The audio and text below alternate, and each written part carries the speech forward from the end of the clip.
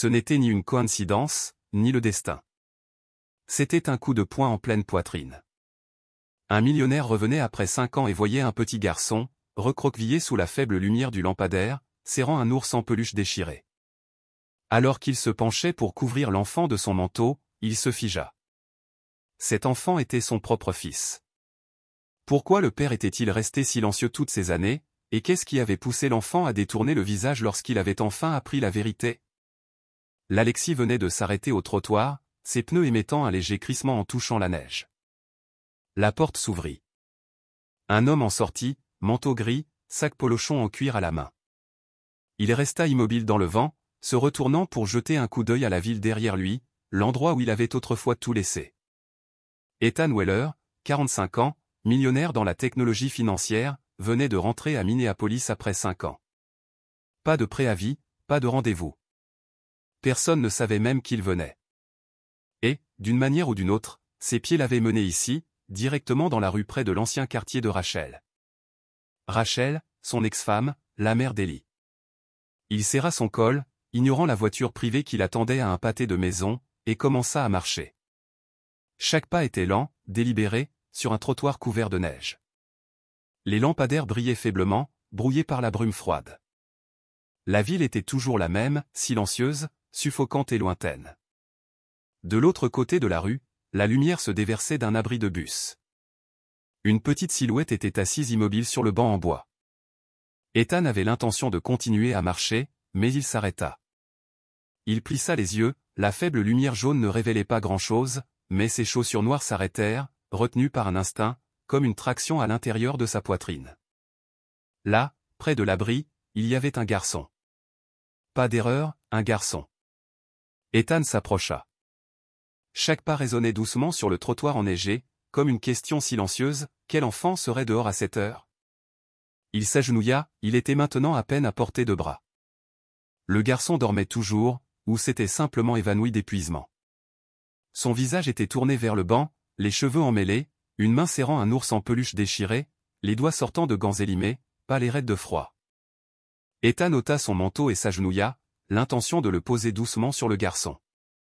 Au moment où le manteau toucha l'épaule de l'enfant, celui-ci bougea. Son visage se déplaça légèrement dans la lumière. Ethan se figea. C'était Ellie. Ce visage, ses joues, même le léger froncement de ses sourcils dans le sommeil, exactement comme ceux de sa mère. Et Ethan, il avait autrefois bercé ce visage il y a longtemps. Il avait regardé ses petites jambes faire leurs premiers pas hésitants dans l'herbe devant leur ancienne maison. Ellie, son fils. Un battement de cœur manqué. Ethan ne pouvait plus respirer. Il fixa le garçon comme s'il regardait quelque chose d'impossible, comme si son corps comprenait ce que son esprit n'avait pas encore assimilé. Il n'y avait pas d'erreur possible. Il avait imaginé ce moment de retrouvailles avec son fils 1000 fois, mais jamais comme ça, au milieu de la nuit, dans la rue, seul. Un vent froid fouettait son cou, son écharpe en laine glissa au sol, mais il ne se pencha pas pour la ramasser. Il resta agenouillé, une main posée sur le banc, les yeux fixés sur le mince visage devant lui. Mon fils. Ethan ne put prononcer le mot. Ses lèvres se pressèrent en une ligne serrée. Il se leva, ne quittant jamais le garçon des yeux. Puis il recula d'un pas, puis d'un autre, jusqu'à ce qu'il s'assoie sur le banc de l'autre côté de la rue, le regard toujours fixé. Il avait vécu assez longtemps avec la culpabilité pour savoir qu'il y a des moments où l'on ne peut pas agir sous le coup de l'émotion. Il ne pouvait pas réveiller le garçon, pas encore, pas tant qu'il ne savait pas pourquoi son fils devait dormir dans la rue. Il regarda autour de lui. Personne ne passait, personne ne s'arrêtait. Le monde entier semblait faire semblant de ne pas voir cet enfant. Ethan sortit son téléphone, puis le reposa. Qui allais-je bien appeler? Le numéro de Rachel? Elle n'avait pas donné signe de vie depuis 5 ans. Il enfonça ses mains profondément dans les poches de son manteau, se pencha en avant, et resta ainsi pendant près de 10 minutes. Des pensées tourbillonnaient dans son esprit comme une tempête, colère, inquiétude, culpabilité. Pourquoi es-tu ici? Où est ta mère? As-tu jamais su que j'étais encore quelque part? Il regarda son fils frissonner légèrement dans son sommeil. Pas maintenant, se dit-il. Ethan se leva lentement, ôta ses épais gants et les glissa doucement dans le manteau qu'il venait de draper sur Ellie. Le garçon ne bougea pas. Il se retourna pour partir, mais ne fit que quelques pas avant de s'arrêter sous un arbre à proximité. Il resta là longtemps, les yeux toujours fixés sur l'arrêt de bus. Il ne savait pas si le garçon se réveillerait au milieu de la nuit, s'enfuirait, ou dormirait simplement jusqu'au matin. Mais une chose qu'Ethan savait, pour la première fois en 5 ans, il n'avait plus le droit de détourner le regard. Il déverrouilla son téléphone et fit défiler vers un ancien contact, Grace Lynn, assistante sociale. Il hésita, puis appuya sur « Appeler ». La ligne sonna. Ellie bougea, un léger soupir. Le garçon serra le manteau autour de lui, à moitié éveillé, à moitié endormi. Ses yeux s'entr'ouvrirent, jetèrent un coup d'œil autour de lui, puis se refermèrent doucement, comme s'il croyait que ce n'était qu'un rêve. À quelques mètres de là, Ethan était toujours là, observant. Et au fond de son esprit, une question, vive et montante, commença à prendre forme, que s'est-il passé dans cette maison? Ethan ouvrit la portière de la voiture doucement, comme s'il craignait de briser le sommeil fragile de l'enfant à l'intérieur. Son bras tremblait encore légèrement alors qu'il soulevait Ellie de la banquette arrière. Le poids du garçon était alarmant de légèreté, un enfant de 9 ans ne devrait pas peser si peu. Ellie blottit son visage silencieusement contre l'épaule d'Ethan, sa respiration courte et irrégulière, comme s'il avait l'habitude de ne jamais dormir profondément. Ethan resserra ses bras autour de son fils et se précipita dans le hall de l'hôtel. Le réceptionniste, un jeune homme, jeta un bref coup d'œil à l'enfant endormi, puis regarda Ethan comme pour poser une question. Ethan se contenta de secouer la tête, sortit son portefeuille, tendit une carte de crédit et parla doucement, « J'ai besoin d'une chambre juste pour me reposer pour l'instant. » 10 minutes plus tard, ils avaient une petite chambre au 3e étage. Ce n'était pas luxueux, mais c'était propre, chaud et à l'abri des courants d'air. Ethan déposa Ellie sur le lit, de la même manière qu'on poserait quelque chose de délicat. Le garçon resta profondément endormi. Une douce lueur jaune de la lampe de chevet éclairait son visage incliné. Son nez était rose de froid, une main serrait encore le bord du manteau d'Ethan, enroulé autour de lui depuis l'arrêt de bus. Ethan remonta un peu la couverture, puis resta immobile un instant. Sa main se posa prudemment sur le front du garçon, presque pour demander la permission. Pas de fièvre, mais l'enfant était bien trop froid, probablement parce qu'il était resté trop longtemps dehors. Ethan se déplaça dans un coin de la pièce, alluma la bouilloire électrique. Il trouva une tasse en plastique et un sachet de tisane à la menthe sur le plateau de courtoisie. En attendant que l'eau bouille, il ôta son manteau et tira une chaise près de lui, ne quittant jamais Ellie des yeux. Chaque fois que le garçon bougeait, le cœur d'Ethan se serrait. Il se souvenait de ce visage, plus vieux maintenant, avec des pommettes plus prononcées, mais la courbe des sourcils, la légère séparation des lèvres, toujours indéniablement Ellie.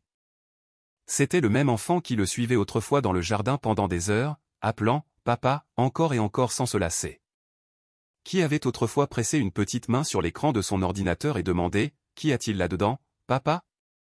Et maintenant, Ethan ne pouvait même plus se résoudre à prononcer le mot « fils » à voix haute.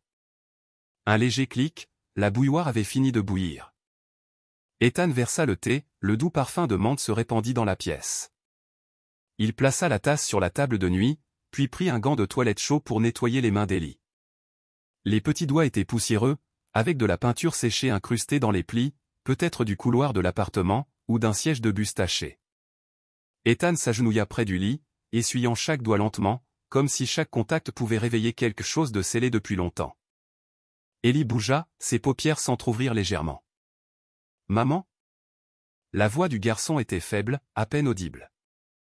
Ethan se figea. Il ne répondit pas. Il n'acquiesça pas, ne secoua pas la tête. Ellie ferma les yeux, son dos se recroquevilla instinctivement vers le bord du lit, une habitude défensive qu'il ne pouvait pas désapprendre. Ethan ne savait pas si son cœur souffrait ou se brisait. Près d'1 heure passa avant qu'il ne prenne son téléphone et ne sorte sur le balcon. Le vent le frappa de plein fouet, mais Ethan n'eut pas froid. Il composa le numéro de son ancienne assistante. Lorsque la voix de la femme se fit entendre, il parla sans détour, « J'ai besoin de l'adresse actuelle de Rachel Mendez le plus vite possible. Voulez-vous que je vérifie également sa situation juridique ou financière ? » Non, juste l'adresse. Je verrai le reste par moi-même. Il raccrocha, la main serrée sur le rebord de la balustrade. De retour dans la pièce, il s'assit sur la chaise près du lit. Ellie dormait toujours, mais son visage s'était adouci, ses lèvres ne se pressaient plus étroitement en silence. Ethan jeta un coup d'œil à l'horloge, 2 heures du matin. Il baissa la tête, posant une main sur son front. Ses épaules s'affaissèrent. Il ne pleura pas, il ne s'était pas permis de pleurer depuis des années, mais ses yeux brûlaient de sécheresse. Il murmura, incertain si c'était pour le garçon ou juste pour lui-même, « Me reconnais-tu, mon fils ?» Pas de réponse. Ethan leva les yeux, regarda Ellie, puis dit doucement, « Peut-être as-tu oublié. » Il tira de sa poche une feuille de papier pliée, une note qu'il avait écrite 2 ans auparavant mais n'avait jamais envoyée. Il la relut, laissa échapper un rire sec et amer, puis la déchira en deux. Ethan se leva, se dirigea vers le lit, se pencha et posa doucement sa main sur les cheveux de son fils. Le vent s'infiltrait par le cadre de fenêtre mal ajusté. La pièce était immobile, comme si le monde extérieur s'était réduit à eux deux. Ethan se détourna et se murmura, « Je suis parti trop longtemps. Ai-je seulement le droit de me considérer comme son père ?»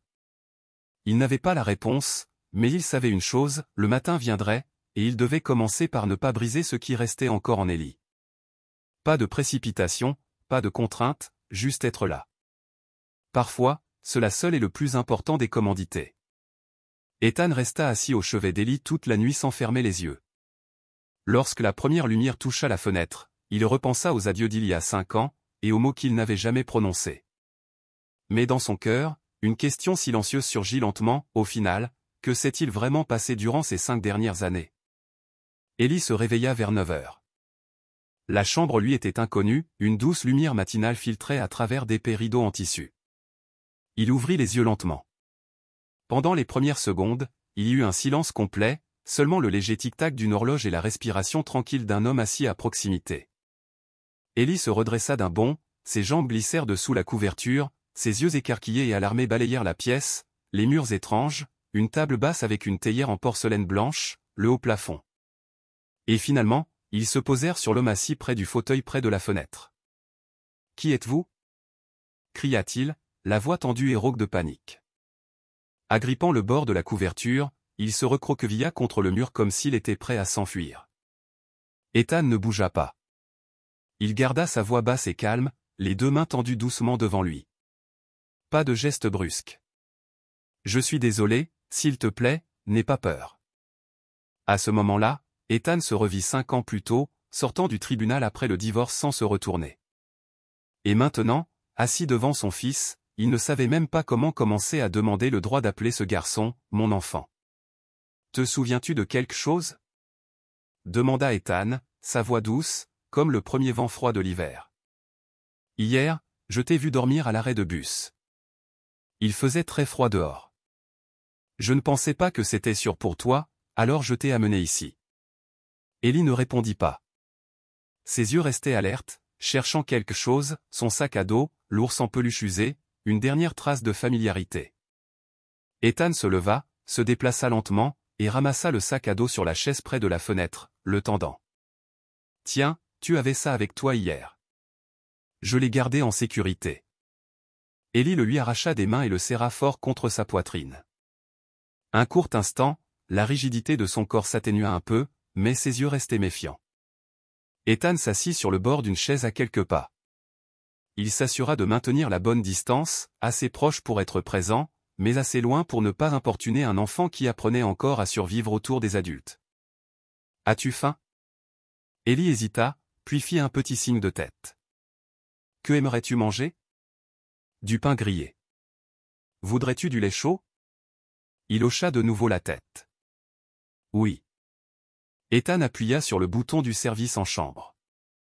En attendant, il sortit une veste chaude de sa valise et la posa doucement au pied du lit. Chaque mouvement était lent, comme si chaque action se frayait un chemin dans l'obscurité d'un souvenir fragmenté. Le garçon continuait de l'observer. Finalement, sans craindre d'être réprimandé ou grondé, comme à la maison, Ellie parla, « Où suis-je » Ethan sourit, sa voix calme et égale. « Un hôtel. Juste pour l'instant. Dès que tu seras prêt, je pourrai appeler ta maman pour qu'elle vienne te chercher. » Ellie hocha la tête. Il n'avait plus peur, mais il ne faisait pas confiance non plus. Il y avait en lui une sorte de défense silencieuse, comme un enfant trop habitué à porter seul le poids de la solitude. « T'es-tu perdu » demanda doucement Ethan. Ellie secoua la tête. « Je suis sorti tout seul. »« Pourquoi ?» Le garçon baissa les yeux vers ses pieds. « C'était trop bruyant à la maison. »« Avec qui vis-tu ?»« Ma maman et mon beau-père. » Ce mot frappa Ethan comme un coup de poing en pleine poitrine, mais il garda son calme. « Est-il bon avec toi ?» Ellie hésita, puis rentra les épaules, comme s'il essayait de disparaître dans son pull. Maman a dit de ne pas parler des affaires de la maison avec des étrangers. Ethan eut l'impression que l'air lui manquait. À l'intérieur, il hurlait « Je ne suis pas un étranger. Je suis ton père. » Mais il resta silencieux, se contenta de hocher la tête. « Je comprends. » Le mot « oncle » glissa si naturellement des lèvres du garçon, et pourtant cela blessait plus que tout, car Ethan savait que s'il disait « Papa » maintenant, Ellie ne le croirait pas. Ou pire, il paniquerait et s'enfuirait, pour ne jamais revenir. Le garçon se tenait sur la ligne mince entre la survie et le désir d'être aimé. Un père apparaissant de nulle part ne ferait que faire s'écrouler cet équilibre fragile. « Je ne te poserai plus de questions », continua doucement Ethan. « Juste, si jamais tu es fatigué, ou affamé, ou effrayé, tu peux me le dire. Je suis toujours près de toi. » Pour la première fois, Ellie le regarda dans les yeux. Dans ce regard, il y avait quelque chose de délicat, pas de confiance, pas encore, mais un signal silencieux. Cet homme pourrait ne pas être dangereux. Après le dîner, Ethan drapa doucement la veste sur les épaules du garçon. « Tu peux rester ici encore un peu. Quand tu voudras, j'appellerai ta maman. » Ellie jeta un coup d'œil par la fenêtre, puis se retourna et murmura « Je ne veux pas rentrer à la maison. » Ethan hocha la tête. Il n'insista pas. Il dit simplement « Alors, nous allons attendre encore un peu. » Le garçon se leva, se dirigea vers la table et prit un stylo et une feuille de papier du plateau de thé de l'hôtel. Il ne posa aucune question, n'offrit aucune explication. Il se mit juste à dessiner, une maison, un adulte et un enfant se tenant la main. Sans visage. Ethan n'interrompit pas. Il se tint simplement derrière lui en silence. Dans sa poitrine, son cœur battait lourdement, comme si quelqu'un venait de lui coller une étiquette, étranger, directement sur lui, avec les mains de sa propre chair et de son propre sang. Il se détourna et sortit son téléphone. « Grace, dit-il, lorsque l'appel fut connecté. C'est Ethan Weller. Je viens de revoir mon fils, mais je n'ai pas pu me résoudre à lui dire qui je suis. J'ai besoin de votre aide, pas pour moi, pour le garçon. » Il y eut un silence de l'autre côté. Puis la voix de Grace se fit entendre, lente, calme, mais coupant profondément. « Et si le garçon ne voulait jamais savoir qui vous êtes ?» Ethan s'assit dans le hall de l'hôtel, les yeux fixés sur l'escalier menant à l'étage supérieur. Dans ses mains, un vieux carnet en cuir, ouvert au milieu où il avait griffonné un seul nom, Ellie. Le garçon était toujours à l'étage, toujours silencieux. Grace Lynn arriva environ 20 minutes plus tard. Elle portait un long manteau et tenait un dossier à la main alors qu'elle se précipitait vers lui. « Où est-il » demanda-t-elle doucement, ne s'asseyant pas tout de suite. « Dans la chambre. »« Il ne sait toujours pas qui je suis, » répondit Ethan, levant les yeux, épuisé. Grace hocha la tête. « Bien. Ne rien dire est la bonne approche. N'importe quel choc en ce moment pourrait se retourner contre vous. Le problème est, il fit une pause un instant, je ne suis pas sûr de faire encore partie de sa vie. Personne ne l'est jamais, dit Grace simplement, puis s'assit en face de lui. Mais si vous êtes là, peut-être qu'il reste encore quelque chose qu'il n'est pas trop tard de rattraper. Ethan fit un petit signe de tête, puis jeta un coup d'œil vers l'ascenseur. Sa voix basse, je veux que vous lui parliez, d'abord en tant qu'assistante sociale. S'il a besoin de moi, je serai là. Grace esquissa un petit sourire, ni trop doux, ni trop distant. Alors, je vais monter. La porte de la chambre s'ouvrit avec un léger clic. Ellie était assis au bureau, la tête baissée, coloriant intensément, comme s'il n'avait pas du tout entendu la porte. Il se figea en voyant une femme étrangère entrer. Ses yeux étaient fatigués, mais il ne s'enfuit pas. Une réaction familière chez les enfants blessés, pas de résistance féroce, juste une autodéfense silencieuse. « Bonjour, dit Grace, sa voix légère comme une brise. Elle s'assit sur la chaise en face de lui, gardant une distance respectueuse. Je m'appelle Grace. Je travaille avec les enfants. Je suis juste là pour rester avec toi aujourd'hui, si ça te va. Ellie la regarda mais ne répondit pas. Elle n'insista pas. Au lieu de cela, elle sortit une feuille de papier vierge et une petite boîte de crayons de couleur de son sac, puis les glissa doucement sur la table. Tu n'as rien à dire, mais parfois, il est plus facile de dessiner que de parler. Ellie baissa les yeux vers la boîte de crayons. Sa main plana près du bord de la table mais ne les attrapa pas encore. Grace inclina légèrement la tête et fit semblant de tripoter l'un de ses propres stylos. 1 minute, 2, 3. Le silence persista. Puis elle commença à parler, ne regardant toujours pas Ellie. Il y a 1 an, j'ai rencontré un petit garçon nommé Max. Il n'aimait pas non plus les étrangers. Il détestait être à la maison parce que sa maman était toujours partie. Il allait souvent au parc tout seul et ne parlait jamais à personne. Ellie resta silencieux, mais sa main toucha doucement un crayon de couleur. Au début, Max ne dessinait qu'un petit point. Je lui ai demandé ce que c'était, et il a répondu, « C'est moi, petit et personne ne peut me voir. » Ellie leva les yeux pour la première fois, ses yeux rencontrant les siens. Il murmura, « Il n'est pas l'ami de ma mère, je sais. » Grace hocha doucement la tête, imperturbable. C'était juste quelqu'un qui passait par là, qui t'a vu dormir dehors et n'a pas pu s'en aller. Les doigts d'Ellie se serrèrent autour du crayon. Sa voix trembla. Maman a dit, ne fais pas confiance aux étrangers. Elle avait raison, répondit Grace sans hésiter. Mais parfois, les étrangers ne veulent pas vous faire de mal. Le garçon se tut. Un instant plus tard, il traça une courte ligne, puis l'effaça, puis la traça de nouveau. Y a-t-il quelque chose que tu aimerais me dire? Demanda doucement Grace. Tu n'es pas obligé. J'ai juste besoin de savoir si tu vas bien. Ellie hésita. Ses yeux se remplirent de larmes, mais il ne pleura pas. Il posa le crayon et murmura, « Connaissez-vous mon père ?» Grace se figea. Elle ne répondit pas tout de suite. « Il te manque ?» Ellie hocha légèrement la tête. « Je ne l'ai pas vu depuis longtemps. Maman a dit qu'il vivait loin, mais je ne me souviens pas à quoi il ressemble. Si tu le revoyais, penses-tu que tu le reconnaîtrais ?» La voix de Grace était aussi douce qu'un fil. Ellie secoua la tête, puis baissa les yeux vers ses petites mains et murmura, « S'il m'aimait, peut-être ne serait-il pas resté si longtemps loin de moi. » Grace ne répondit pas. Elle plaça simplement sa main près de la sienne, sans la toucher, juste assez près pour qu'il sache qu'elle ne disparaîtrait pas. Dans le hall, Ethan se leva d'un bond de son siège alors que les portes de l'ascenseur s'ouvraient. Grace en sortit, les yeux lourds mais non désespérés. « Il ne vous déteste pas, dit-elle, mais il ne se souvient pas de vous non plus. Il a dit, si mon père m'aimait, il ne serait pas parti si longtemps. » Ethan se pencha contre le mur, comme si quelqu'un l'avait frappé en pleine poitrine. « Je comprends. » Grace posa une main sur son épaule. « C'est votre seule chance. Si vous voulez entrer dans sa vie, n'arrivez pas comme un héros. Arrivez comme quelqu'un qui a fait des erreurs. » Ethan hocha la tête. « Je n'ai pas besoin qu'il m'appelle, papa. Je veux juste. Je ne veux juste plus qu'il dorme dans la rue. » Cet après-midi-là, Ethan emmena Ellie dans un petit parc près de l'hôtel. Pas de projet, pas de grande discussion, juste 2 personnes, l'une grande, l'autre petite, marchant côte à côte, assez loin pour ne pas se sentir gênée, assez proche pour ne pas se perdre. Ellie s'assit sur un banc.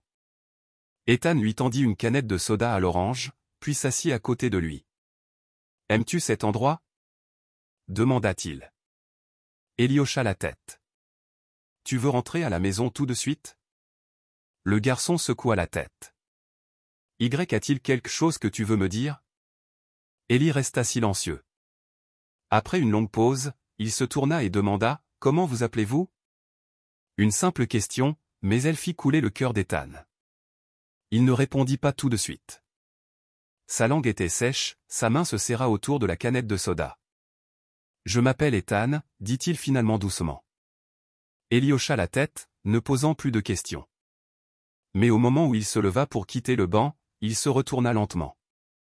Oncle Ethan, connaissez-vous mon père? Ethan retint son souffle, mais il se contenta de sourire.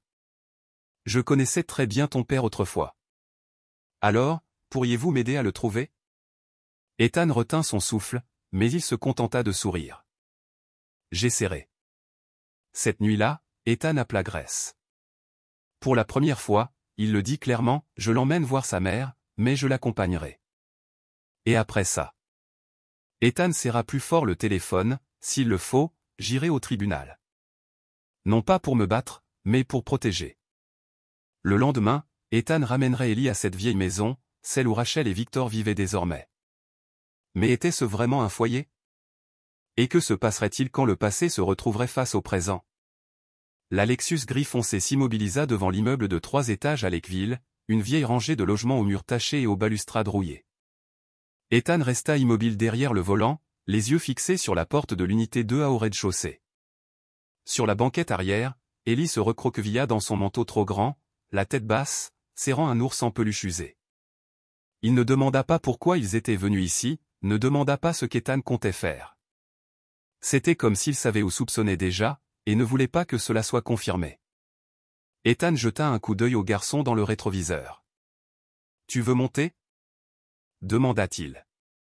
Ellie ne répondit pas, se contentant de secouer légèrement la tête. Ses yeux évitèrent ceux d'Ethan. Ethan hocha la tête. « Tu n'es pas obligé d'entrer si tu ne veux pas. Je suis juste là. » Toujours là. 15 minutes plus tard, la porte de l'unité 2A s'ouvrit. Rachel sortit la première, silhouette mince, cheveux en désordre attachés à la hâte, cernes profonds sous les yeux, comme des cicatrices de trop de nuits sans sommeil. Elle regarda à travers le terrain, ralentissant lorsqu'elle aperçut la Lexus garée de l'autre côté de la cour. Son regard balaya, puis s'arrêta. À cet instant, Rachel se figea. Sa bouche s'entr'ouvrit légèrement, sa gorge se serra, ses pas hésitèrent, comme si chaque cellule de son corps venait d'être écrasée par une tempête de souvenirs. Ethan. L'homme qu'elle pensait ne jamais revenir, celui qu'elle avait essayé d'effacer de chaque mot, de chaque question qu'Ellie avait posée au fil des ans. Elle ne prononça pas son nom, ne cria pas, mais il était clair que Rachel le reconnut instantanément. Victor sortit derrière elle, toujours inconscient du changement d'atmosphère, tenant une canette de bière non ouverte. Il aboya d'une voix rauque qui brisa le silence comme une gifle. « Où diable étais-tu toute la nuit, sale gamin ?» Ellie tressaillit, ses doigts agrippèrent le bord du siège, tout son corps reculant par instinct. Ethan le vit la peur pulser dans chaque petit muscle du corps de son fils. Rachel se précipita en avant, les yeux fixés sur Ellie. Elle ouvrit la portière de la voiture, se pencha, sa main tremblait en se posant sur l'épaule du garçon. « Ellie, rentre à la maison, mon chéri. » Sa voix trembla légèrement, mais le détachement froid avait disparu. Ellie leva les yeux vers sa mère, ses yeux hésitèrent, immobiles. Ethan se leva et fit quelques pas en avant, sa voix basse, « Il a toujours peur. » Rachel se tourna vers lui. Pour la première fois depuis des années, ils se firent face. Elle ne dit rien pendant quelques secondes. Ses lèvres bougèrent, puis s'arrêtèrent. Finalement, elle laissa échapper un soupir silencieux. « Vous. Pourquoi êtes-vous ici ?» Ethan répondit, son regard fixe et inébranlable, « J'ai trouvé Ellie. » Il dormait à l'arrêt de bus toute la nuit, seul. Rachel tressaillit, ses mains reculèrent instinctivement. Elle regarda son fils, ses yeux brillèrent d'un fin voile de larmes. Puis la voix de Victor coupa court, s'approchant, « Ta mère t'appelle. Bouge, gamin. Je n'ai pas toute la journée. » Rachel se retourna, murmurant, « Entre. » Ne mets pas Victor en colère. Ethan se redressa, ses yeux devenant froids. Il n'est pas une raison pour que vous ayez peur. Rachel ne dit rien, mais son regard se brisa, une part de honte, une part de peur, et une minuscule part d'espoir. Victor s'approcha, tapant une canette de bière contre sa paume, son ton moqueur, « On dirait que le gamin aime les hommes étranges maintenant, hein ?» Ethan resta silencieux, mais ses yeux se fixèrent sur la main de Victor. Victor ricana, se moquant, « Quoi, ramener l'enfant de quelqu'un d'autre à la maison? Vous êtes une sorte de pervers ?» Rachel se retourna, alarmée. « Victor, arrête !» Victor la fusilla du regard, puis se pencha vers Ellie, son expression sombre. Entre, maintenant. Ellie descendit. Alors qu'il passait devant Ethan, ses yeux se posèrent sur lui juste une seconde. Mais quand Victor tendit le bras et saisit le poignet du garçon pour le traîner à l'intérieur, Ethan le vit, une ecchymose. Juste là où il avait touché le garçon la nuit précédente, l'endroit qu'Ellie avait caché sous sa manche. La colère déferla en Ethan comme une vague, s'écrasant contre sa poitrine. Rachel garda la tête baissée, elle ne pouvait pas regarder. La porte se referma derrière eux. Ethan ne bougea pas. Sa main serrait le capot de la voiture, les phalanges blanches, ses lèvres pressées en une ligne dure et sans couleur. La lumière de la cuisine s'alluma derrière la fenêtre. L'ombre de Rachel passa, puis celle de Victor. Son bras se leva, on ne savait pas s'il montrait du doigt ou menaçait. Ethan sortit son téléphone, composa le numéro de Grace. C'est moi. Je viens de voir une ecchymose sur le bras du garçon, et la façon dont il l'a traîné comme un sac de riz. Avez-vous une vidéo? La voix de Grace était tendue. Pas encore, mais je vais y retourner. Je ne reste plus sur la touche. Mais Ethan, Grace le prévint, si vous vous y prenez mal, vous pourriez perdre tout accès de façon permanente. Ethan regarda à travers la vitre la lumière tamisée de l'appartement 2A. Non, cette fois je me battrai. Mais je le ferai correctement.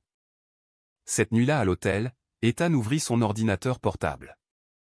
Un message de Grace apparut, je viens de vous envoyer la demande de garde temporaire. Si nous obtenons la signature de la mère, nous pourrons légalement retirer Ellie de la maison, au moins pour quelques semaines pendant que nous enquêtons. Ethan fixa l'écran. Sa main se serra autour de son téléphone. Il pensa au dessin qu'Ellie avait oublié dans son sac à dos, une maison griffonnée, 2 personnes se tenant la main, sans visage, sans nom.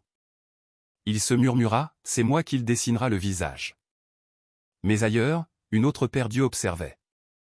À 3 pâtés de maison, à l'intérieur d'une Lexus grise, Victor Cad fixait l'écran de son téléphone. Il venait de rejouer une vidéo prise à distance. Dans le cadre, Ethan et Rachel étaient assis l'un en face de l'autre.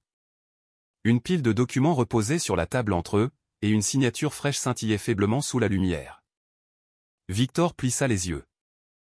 Il ouvrit une canette de bière, inclina la tête en arrière et la vida. Puis il sourit. Ce n'était pas le sourire d'un homme trahi, c'était le sourire de quelqu'un sur le point de riposter, juste quand tout le monde pensait qu'il n'avait plus rien. La porte en bois se referma lentement mais lourdement derrière Rachel, comme si elle essayait d'enfermer tout ce qui venait de se passer au café. Mais elle ne pouvait pas cacher ses yeux, ils étaient rouges et légèrement gonflés. Victor était assis à la table de la salle à manger, une tasse de café à la main, son regard froid, comme une lame pressée contre sa gorge. « Où es-tu allé » Sa voix était sèche et tranchante. Rachel retira son écharpe et l'accrocha au porte-manteau, évitant son regard. « Je suis juste sorti un instant pour voir. » Il se leva, la chaise gratta bruyamment le sol. « Je ne pense pas avoir à vous faire de rapport. » Son ton était plus ferme que d'habitude, mais sans poids. Victor s'approcha, très près. L'odeur persistante de cigarette sur son manteau donna à Rachel l'envie de reculer par instinct, mais elle tint bon. Elle ne lui donnerait plus aucun signe de faiblesse. « Tu l'as rencontré, grogna-t-il. Je l'ai vu. Tu me prends pour un idiot ? » La tasse de café dans la main de Victor s'écrasa sur le sol. Elle ne se brisa pas, mais le liquide sombre éclaboussa les carreaux. Personne ne le nettoya, personne ne dit un mot, sauf Ellie, silencieux à son bureau près de la porte de la chambre. Il ne cligna pas des yeux.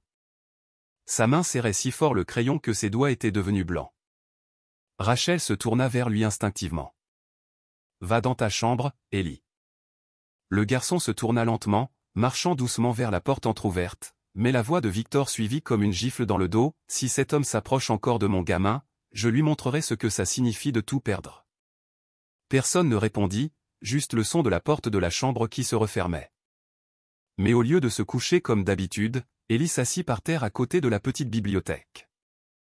Il sortit un vieux carnet et commença à écrire, pas grand-chose, juste quelques lignes, mais c'étaient des lignes qu'aucun enfant de 9 ans ne devrait jamais avoir à écrire, « Je ne veux pas que qui que ce soit arrêté.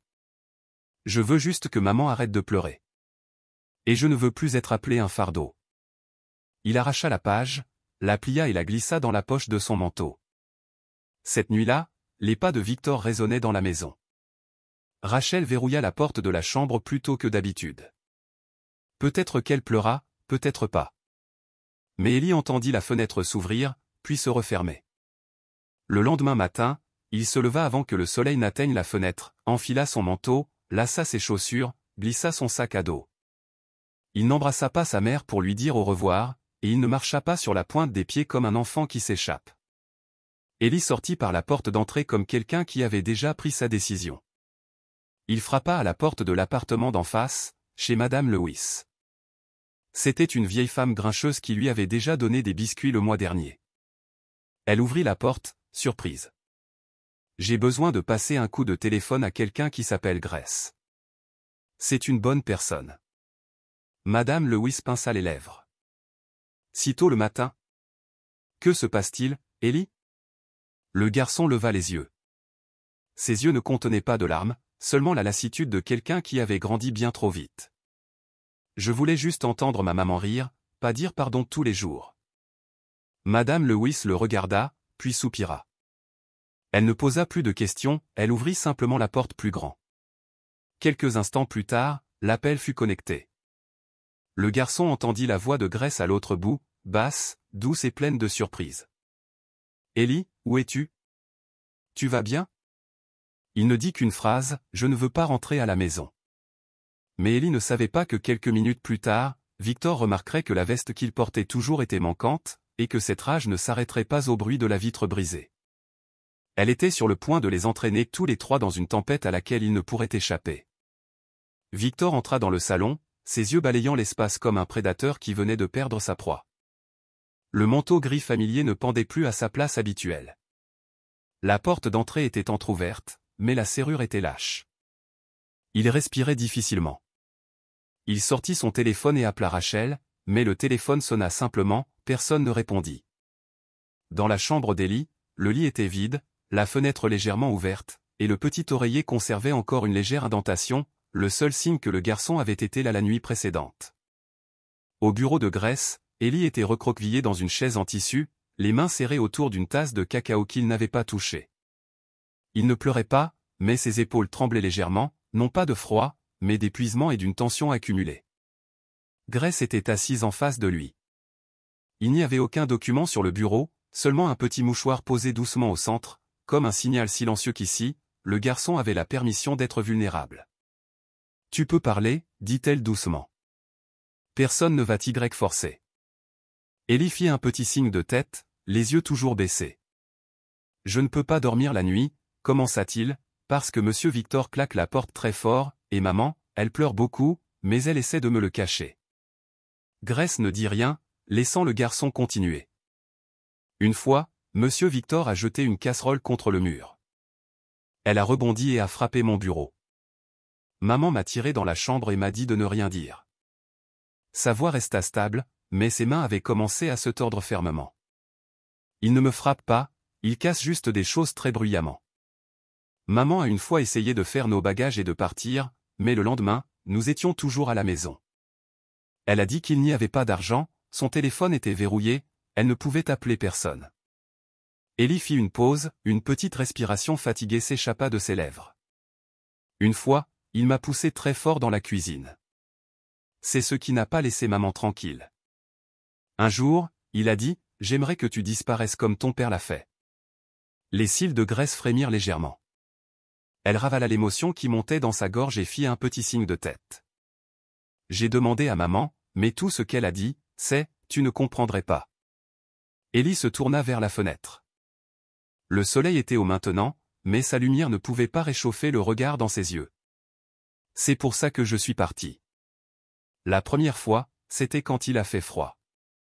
La deuxième, c'était quand maman a arrêté de me regarder dans les yeux.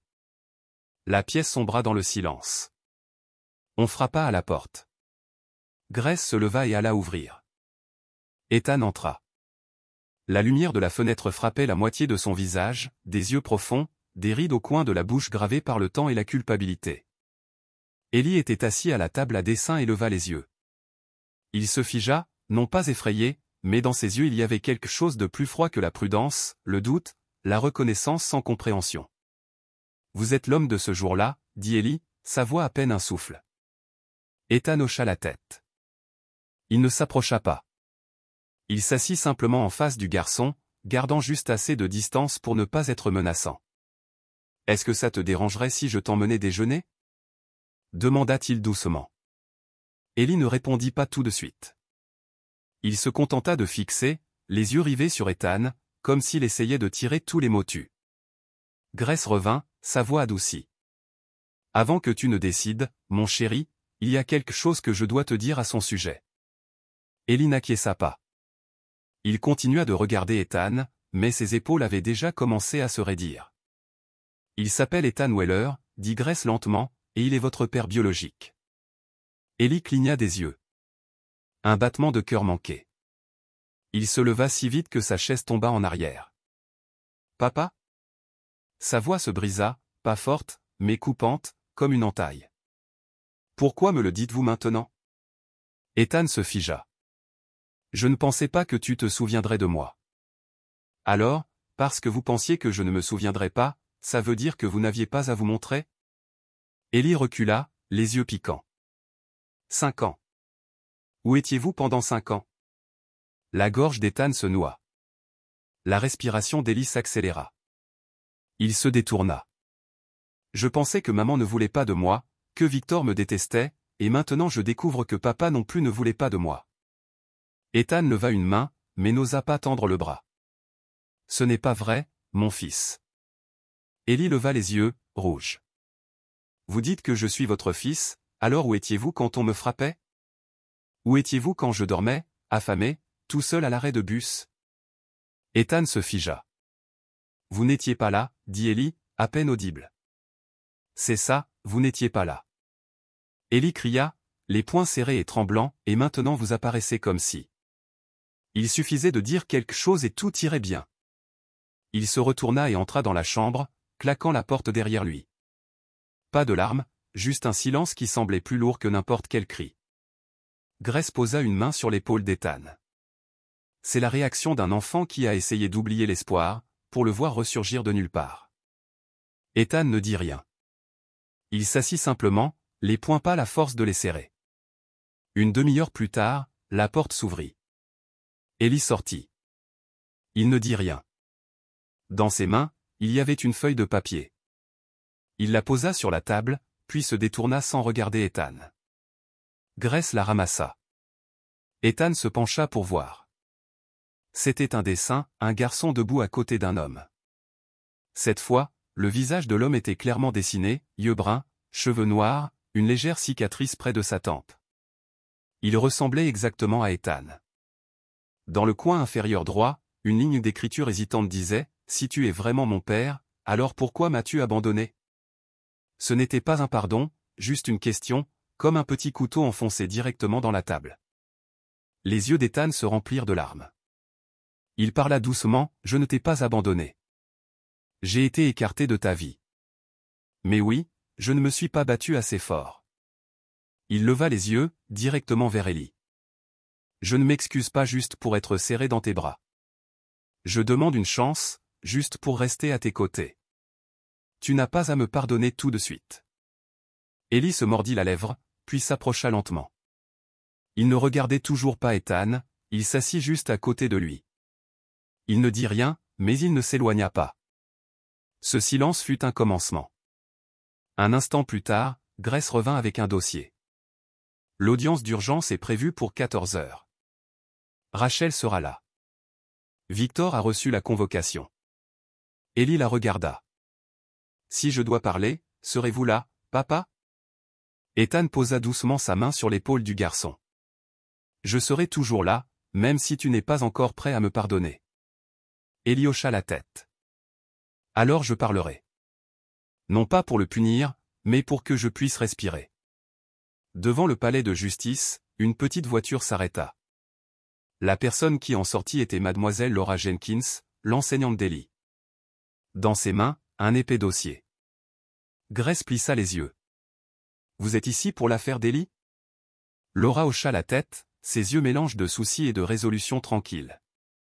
J'ai apporté des copies de mon rapport d'il y a 2 ans, quand Ellie continuait à venir à l'école avec d'étranges blessures. Je l'avais déposée auprès du conseil scolaire, mais tout avait été ignoré. Grace prit le dossier et feuilleta plusieurs pages. Son expression s'assombrit. À l'intérieur se trouvaient des photos des blessures, les déclarations manuscrites de Laura, et même un email de Rachel admettant qu'elle était sous la pression de son mari et avait choisi de ne pas donner suite. Grace regarda Ethan, puis hocha la tête. Nous n'essayons pas seulement de rendre un enfant à son père, elle serra la poignée du dossier, nous nous battons pour le droit d'un enfant à être en sécurité, quelque chose qui n'aurait jamais dû lui être enlevé ou ignoré. Salle d'audience numéro 3, tribunal de la famille de l'État du Minnesota. L'horloge antique au mur sonna exactement 14 heures lorsque le juge Martin Blake entra. L'air était lourd, comme une pierre appuyant sur la poitrine de chacun. Rachel était assise à gauche, serrant fermement l'ourlet de sa blouse. Victor était assis à côté d'elle, les bras croisés, l'expression impénétrable et froide. De l'autre côté se trouvaient Ethan et Ellie, accompagnés de leur avocat et de Grace Lynn. Le garçon tenait toujours doucement la main d'Ethan, même si le tribunal avait expliqué qu'il pouvait être interrogé en privé. Ethan se pencha et murmura, « Tu n'es pas obligé de dire quoi que ce soit si tu ne veux pas. Je serai juste là. » Ellie hocha la tête, juste un petit signe, mais ferme. Le juge ouvrit le dossier. Cette affaire concerne une requête d'urgence pour la tutelle du mineur Ellie Weller. Le requérant est M. Ethan Weller, qui a confirmé une relation biologique avec l'enfant. Les défendeurs sont mademoiselle Rachel Mendez et M. Victor Cad, les tuteurs légaux actuels. Grace s'avança vers le premier podium. Sa voix était ferme, chaque mot tombant avec le poids d'une pierre posée soigneusement sur le carrelage. Basé sur une observation directe, Ellie Weller a quitté son lieu de résidence parce qu'il ne se sentait pas en sécurité. Le garçon a passé des nuits dehors par des températures inférieures à 5 degrés Celsius et montre des signes précoces de dépression.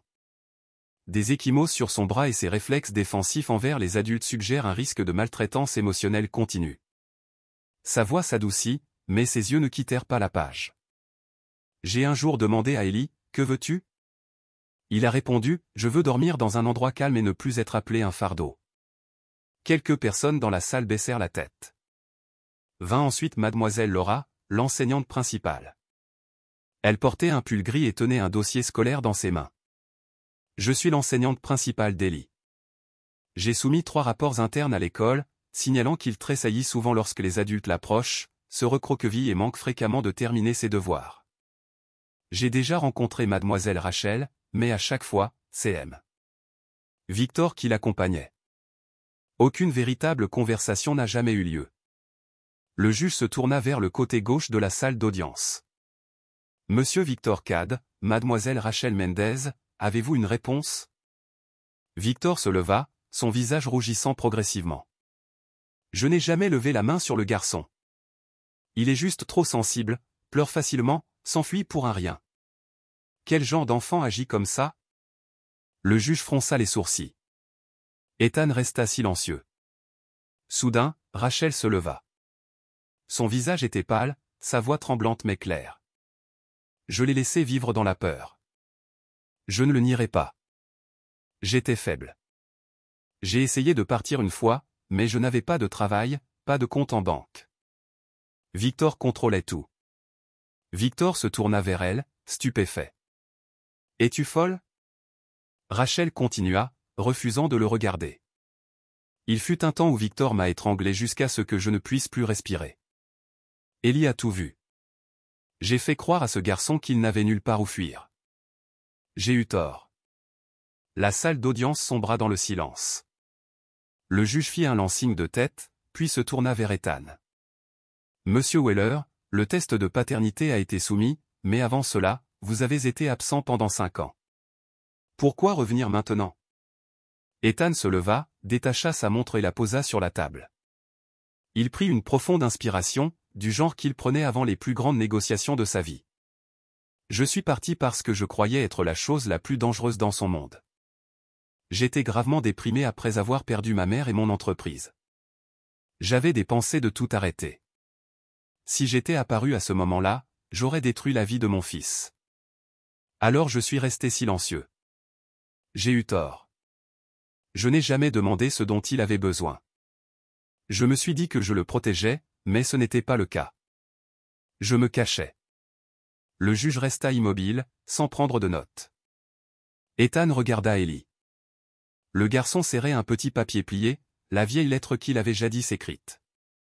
Le juge fit un signe de tête silencieux. Nous devons être certains que votre retour n'est pas dicté par des émotions passagères. La paternité n'est pas quelque chose que l'on ressort du grenier juste parce qu'elle nous manque. Ethan hocha la tête. Il ne discuta pas. Je n'ai pas besoin que le tribunal me reconnaisse comme son père. J'ai besoin que ce garçon ait l'enfance qu'il n'a jamais eue. Le juge appela Ellie à la barre des témoins. Tout le monde regardait, personne ne parlait. Ellie se leva. Ses mains tremblaient. Je ne sais pas vraiment ce qu'est un tribunal, dit-il, mais ce jour-là, quand il... Je veux dire, papa m'a vu à l'arrêt de bus, il n'a rien demandé. Il a juste enlevé son manteau et l'a enroulé autour de moi, et j'ai su que personne n'avait jamais fait ça pour moi, sauf quelqu'un dont je ne me souviens même plus du visage. Sa voix faiblit, mais ses mots restèrent clairs.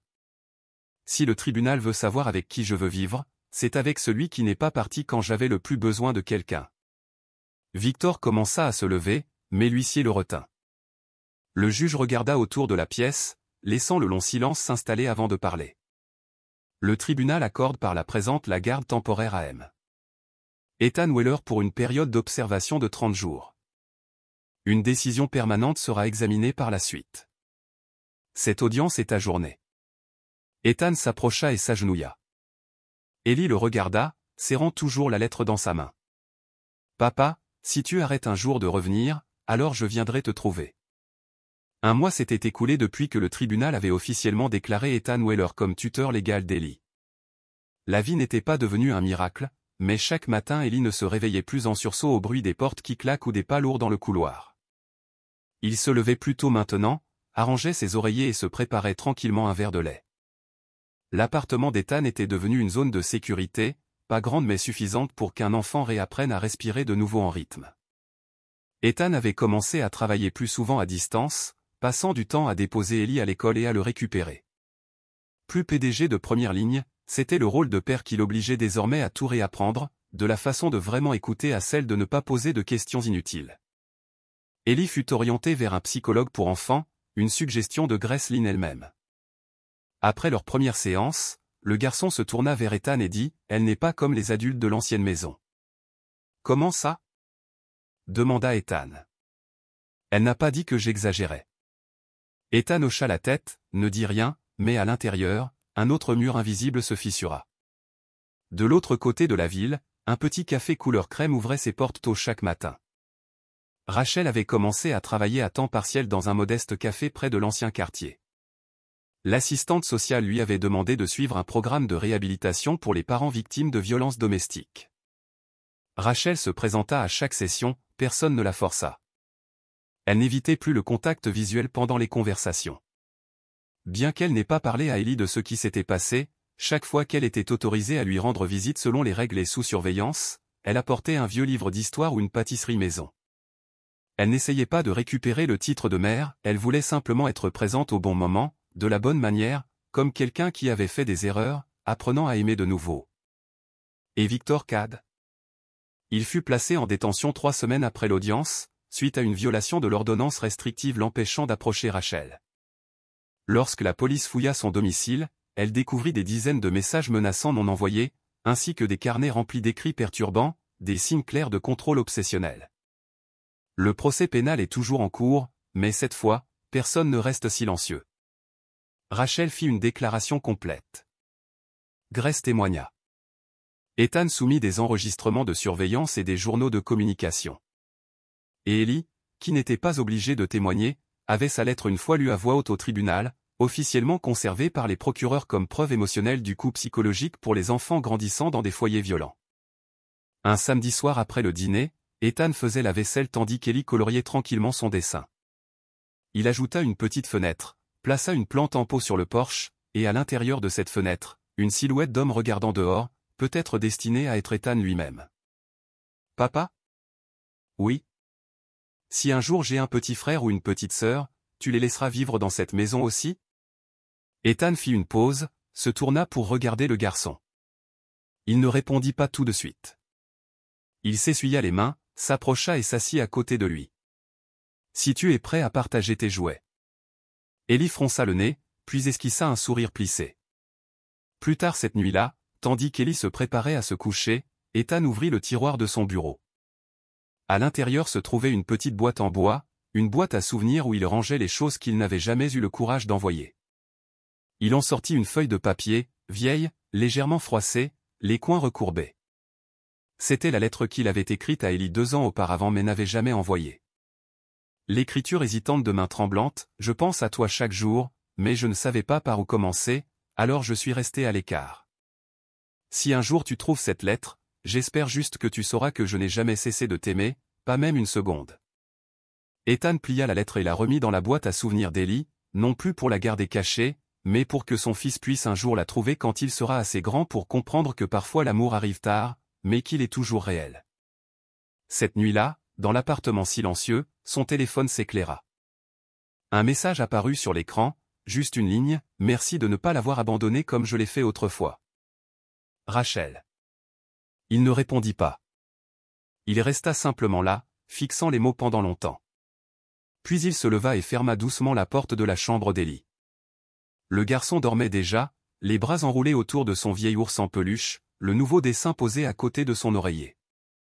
Le toit était toujours joliment dessiné, les personnages sur l'image se tenaient toujours la main, mais cette fois, le ciel derrière n'était plus gris. Certains pères reviennent trop tard, mais certains enfants sont assez gentils pour ouvrir la porte une dernière fois. L'histoire d'Ethan et Ellie n'est pas seulement celle d'un père et d'un fils qui se retrouvent. C'est une histoire de guérison, de responsabilité, d'un amour loin d'être parfait, mais qui ne disparaît jamais. Vous êtes-vous déjà demandé comment une seule personne, en se présentant simplement au bon moment, peut sauver une âme fragile? Nous ne pouvons pas revenir en arrière et changer le passé, mais nous pouvons faire une pause aujourd'hui et choisir de recommencer. Quelles sont vos réflexions sur le père dans cette histoire?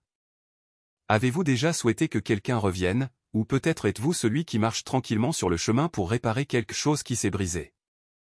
J'aimerais vraiment entendre vos réflexions dans les commentaires, et si aujourd'hui vous semble lourd, rappelez-vous s'il vous plaît, quelqu'un là-bas pense peut-être à vous, même s'il ne l'a pas dit à voix haute. Je vous souhaite une soirée paisible. Prenez bien soin de vous. Vous comptez.